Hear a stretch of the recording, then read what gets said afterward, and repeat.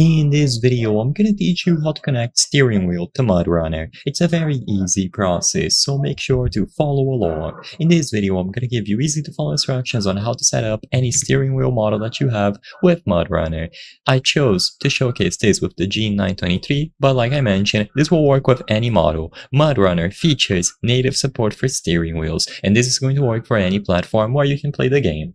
So all that you have to do first is connect your steering wheel to your platform. Usually this will be done with a USB cable. So if you are on PC, just locate any of the available USB ports on your PC case and connect them using the provided cable for your steering wheel.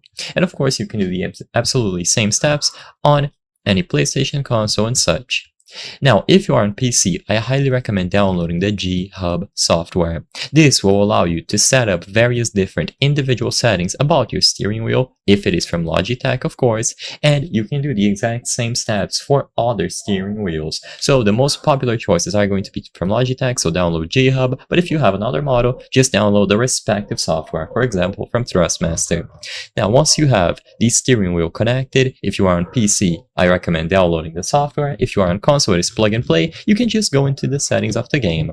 Immediately, it will be detected, so you will see your steering wheel displayed here, and if needed, choose the option to use as the primary input. Afterwards, you can go into the wheel category inside of the settings and change individual buttons above it. So you will be able to control every single aspect like accelerating, braking, turning, and so on. Everything will be available for you to manage, and you will be able to do it inside of the game. And this is going to be true for any version of Mudrunner that you have. So you can also find the steering wheel settings over here. Just make sure that the wheel preset is correct and then change each individual option that you see available. As long as you are on PC and you have the software running or you plug and play on any console, you will be good to go. I hope I was able to help you on how to connect steering wheel to Mudrunner. If this video helped you, please be sure to leave a like and subscribe for more very easy tips. Thank you for watching.